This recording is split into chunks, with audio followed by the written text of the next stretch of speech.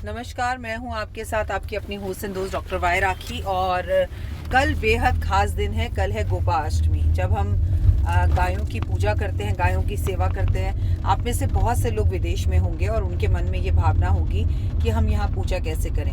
तो गाय का एक चित्र निकालकर, या मिट्टी की गाय या फिर चांदी की गाय अगर आपके घर में है, तो उसी के सामने घी, दीप, धूप जलाकर, कुछ पत्ते रखकर, कुछ पैसे रखकर आप गाय की सेवा ज़रूर करें। क्योंकि अगर आपके भाव में सेवा करने का भाव है तो इससे क्या फ़र्क पड़ता है कि गाय असली है कि मिट्टी की है कि गाय का चित्र है। मतलब आपकी सेवा करने से है। आज आपको एक बहुत अच्छी कहानी सुनाती हूँ।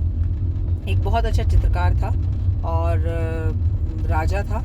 राजा के दरबार में चित्रकारी करता था, तो राजा उसकी चित्रों की बहुत तारीफ किया करते थे। अरे वाह, तुमने ये चित्र बहुत अच्छा बनाया, तुमने ये चित्र बहुत अच्छा बनाया। पर राजा ना किसी ऐसे चित्र की तलाश कर रहा था जो राजा को नहीं मिल रहा था।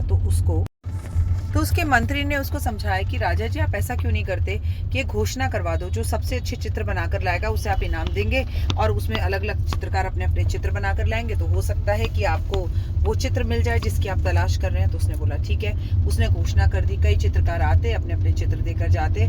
ऐसा करते करते महीनों बीत गए, पर राजा को कोई चित्र पसंद नहीं आया। लेकिन फिर राजा के दरबार में 2 चित्रकार आए और राजा को उनके 2 चित्र पसंद आए, और दोनों चित्रों को राजा ने अपने पास रख लिया।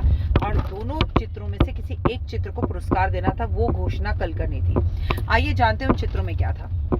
राजा को चाहिए थी शांति, ऐसा चित्र जिसमें शांति दिखाई दे। पहले चित्र के अंदर एकदम शांत झील थी। झील इतनी पारदर्शी थी, उसका पानी इतना साफ था कि नीचे तलहट तक मछलियां दिखाई दे रही थी, और शांत वातावरण। इतनी खूबसूरत जगह, चारों तरफ झील के बहुत सारे पहाड़, और पहाड़ों पर शांति, एकदम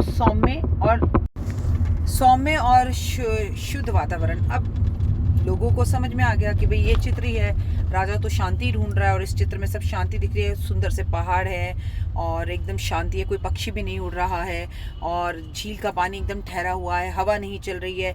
चित्र में चारों तरफ शांति का माहौल, ग्रीनरी, हरे हरे पार्क और उगता हुआ सूरज दिखाई दे रहा है, यही जीतेगा।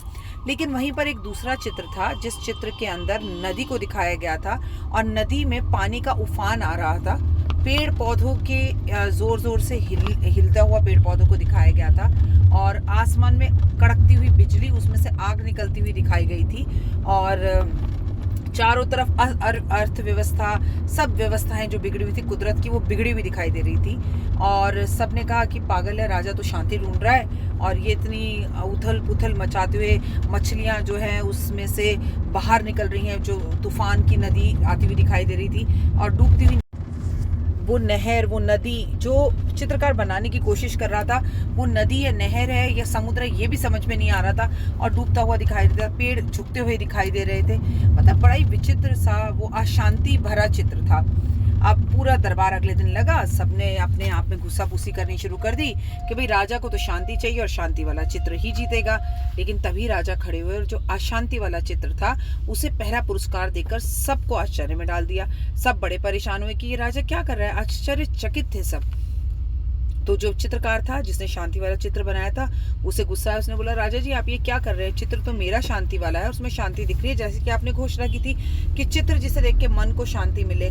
तो राजा ने उसका हाथ पकड़ा और दूसरे चित्र के पास ले गया जो अशांत था। तो उसने एक पेड़ की तरफ इशारा करते हुए बोला, देखो यहाँ पर इतना सब कुछ अस्त व्यस्त है, लेकिन इसके बाद भी एक चिड़िया अपने बच्चे को शांति से भोजन करा रही है अपनी चोंच से।